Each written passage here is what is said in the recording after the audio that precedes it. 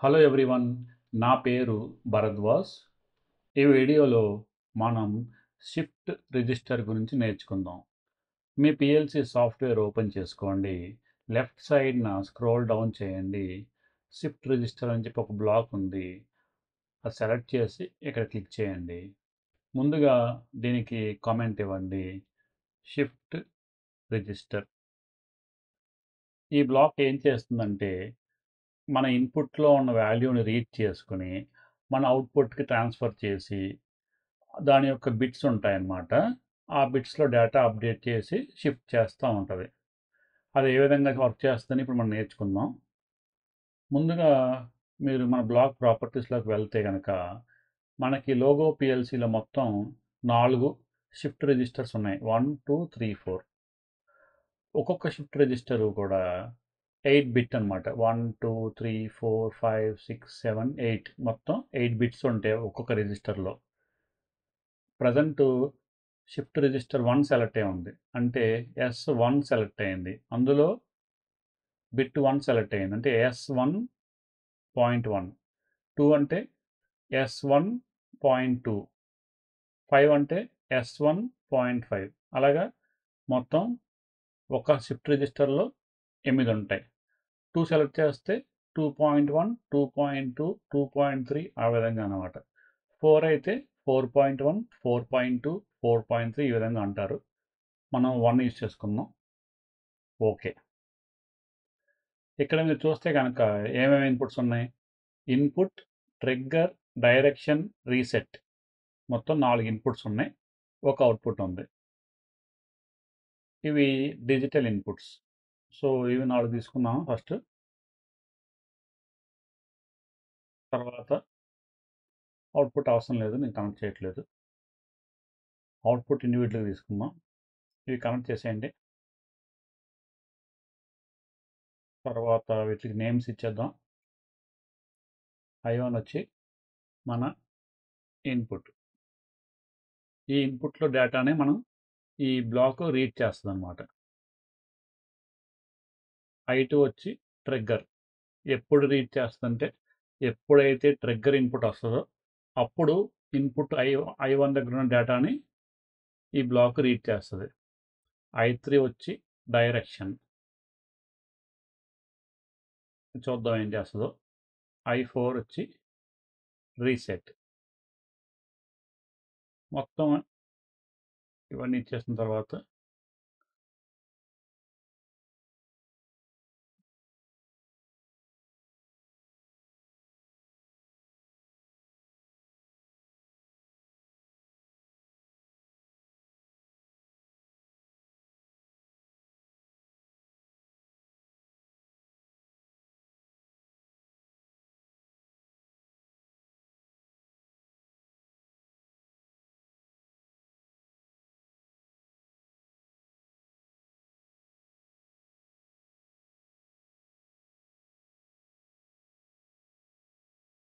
ఇప్పుడు మనం ఇండివిజువల్గా షిఫ్ట్ రిజిస్టర్స్ ఎన్ని ఉన్నాయి?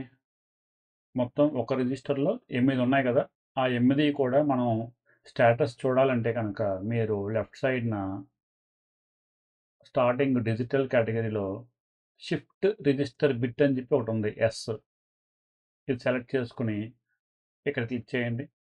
S1.1 వచ్చింది కదా. ఇంకోసారి క్లిక్ చేయండి, S1.2. అలాగా మొత్తం 8 తీసుకోండి. 1.5, 1.6, మొత్తం 8 బిట్స్ ఉంటాయి కదా ఒక రిజిస్టర్లో, అందుకని 8 తీసుకున్నాం.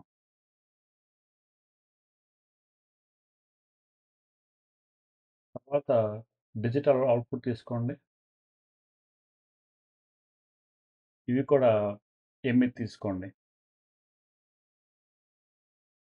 మనం షిఫ్ట్ రిజిస్టర్ ఒక్కొక్క బిట్ స్టేటస్ చూడడం కోసం ఇలా కనెక్ట్ చేస్తాం అన్నమాట. మనం సిమ్యులేషన్ చేసినప్పుడు ఈజీగా చూడడానికి కుదురుతుంది అనమాట. ఇప్పుడు కనెక్ట్ చేసేయండి. షిఫ్ట్ రిజిస్టర్ 1.1 అంటే Q1, Q2, Q3 ఇలాగా.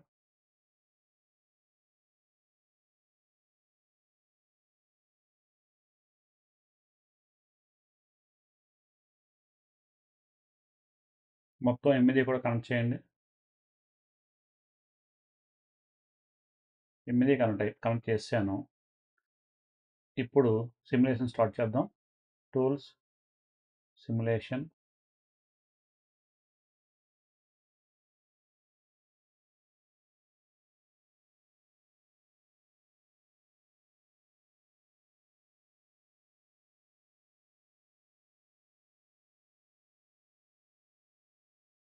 టూల్స్లోకి వెళ్ళి సిమ్యులేషన్ పెడదాం.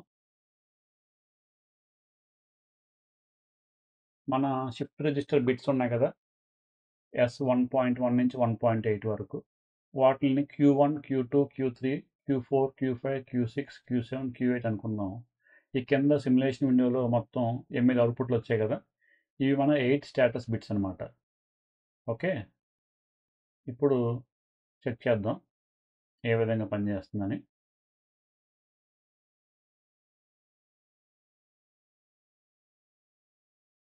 మనకి ఎప్పుడైతే ఇన్పుట్ ఆన్ చేస్తామో ఫస్ట్ ఇన్పుట్, ఓకే, ఈ ఇన్పుట్ యొక్క స్టేటస్ 1 ఉందా 0 ఉందా అని ఈ షిఫ్ట్ రిజిస్టర్ బిట్ రీడ్ చేస్తుంది.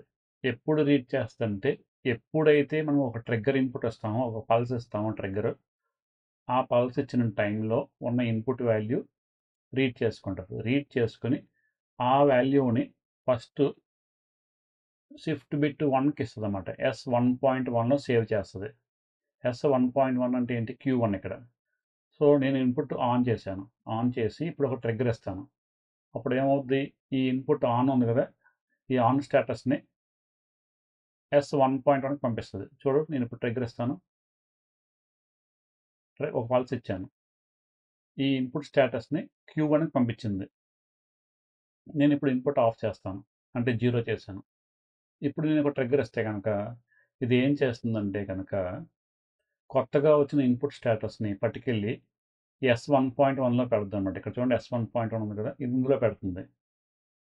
ఇన్పుట్ ప్రజెంట్ ఏముంది? 0 ఉంది. ఈ 0ని పట్టుకొచ్చి S1.1లో పెడుతుంది అనమాట, అంటే Q1లో పెడుతుంది. దాని తర్వాత ఈ Q1 పెట్టే ముందు ఏం జరుగుతుందంటే ఈ Q1 స్టేటస్ ఉంటుంది కదా, దీన్ని Q2 పక్కదానికి పంపిస్తుంది, షిఫ్ట్ అప్ చేస్తుంది. నెక్స్ట్ దానికి షిఫ్ట్ చేస్తుంది అన్నమాట డేటాని. ఈ Q1 స్టేటస్ని Q2కి పంపుద్ది, Q2 status Q3, Q3 Q4, అలాగా ఒక బిట్టు షిఫ్ట్ అవుతూ ఉంటుంది అనమాట. నేను ఇప్పుడు 0 పెట్టి ఒక ట్రిగ్గర్ ఇస్తున్నాను, చూడండి, ఇచ్చాను. ఈ 0 Q1కి వెళ్ళింది, అంటే S1.1కి వెళ్ళింది. చూడండి, S1.1 0 అయ్యింది. ఇది షిఫ్ట్ అవ్వకముందు S1.1ని S1.2కి పంపిస్తుంది, అందుకని S1.2 ఆన్ అయింది, అందుకని Q2 ఆన్ అయింది ఇక్కడ. నేను మళ్ళీ ఇన్పుట్ ఆన్ చేసి ఒక ట్రిగ్గర్ ఇస్తాను. ఏమైంది? ఈ ఇన్పుట్ ఆన్ స్టేటస్ని ఇప్పుడు ట్రిగ్గర్ ఇచ్చినప్పుడు ఈ 1ని పట్టుకెళ్ళి Q1లో పెట్టింది. పెట్టే ముందు ఏం జరుగుద్ది? Q1 నుంచి Q2, Q2 నుంచి Q3 అలాగే షిఫ్ట్ అవుతూ ఉంటుంది అనమాట. మనకి కనబడడం ఈజీగా ఉండడం కోసం నేను 1010 సిమ్యులేట్ చేస్తున్నాను. నేను మళ్ళీ 0 పెట్టి ఒక ట్రిగ్గర్ ఇస్తే ఏం చేద్దంటే ఇవన్నీ కూడా ఒకసారి షిఫ్ట్ అవుద్ది అన్నమాట. బిట్స్ అన్నీ కూడా పక్కదానికి షిఫ్ట్ అవుతూ ఉంటుంది. చూడండి, నేను మళ్ళీ ఇన్పుట్ ఆన్ చేసి ఒక ట్రిగ్గర్ ఇస్తాను. నేను మళ్ళీ ఇన్పుట్ ఆపేసి ఇంకో ట్రిగ్గర్ ఇస్తాను. నేను మళ్ళీ ఇన్పుట్ ఆన్ చేసి ఇంకో ట్రిగ్గర్ ఇస్తాను. మళ్ళీ ఇన్పుట్ ఆఫ్ చేసి ఒక ట్రిగ్గర్ ఇస్తాను. మళ్ళీ ఇన్పుట్ ఆన్ చేసి ఒక ట్రిగ్గర్ ఇస్తాను. మనం ట్రిగ్గర్ ఇచ్చిన ప్రతిసారి కూడా ఒకసారి షిఫ్ట్ అవుద్ది. ఈ Q1 అనే బిట్ ముందు అప్డేట్ అవుద్ది అనమాట. నేను ఇన్పుట్ ఆన్ చేసి ఉంచేసి కంటిన్యూస్గా ట్రిగ్గర్ ఇస్తూ ఉంటాను. చూడండి ఏమవుద్ది? 1 అనేది ఫిల్ అవుతూ ఉంటుంది. అన్నీ ఆన్ అయిపోయాయి. నేను ఒకసారి ఆఫ్ చేసి ఒక ట్రిగ్గర్ ఇస్తాను. చూడండి ఎలా మూవ్ అవుతుందో చూడండి డేటా. Q1 ఆఫ్ అయింది, అంటే ఈ 0 ఇక్కడికి వచ్చింది. వచ్చే ముందు ఇవన్నీ కూడా Q1 నుంచి Q2కి, Q2 నుంచి Q3కి అలా వెళ్తూ ఉంటుంది. నేను ఇంకో ట్రిగ్గర్ ఇస్తాను. ఏమవుద్ది? ఫస్ట్ 7 to 8, 6 to 7, 5 to 6 అలాగా ఇవన్నీ మూవ్ అయ్యి ఈ బిట్ని Q1లో పెడుతుంది. చూడు, ఓకే, ఈ విధంగా షిఫ్ట్ రిజిస్టర్ అనేది వర్క్ అవుతూ ఉంటుంది. నేను మళ్ళీ ఒకసారి ఆన్ చేసి డేటా ఇస్తాను.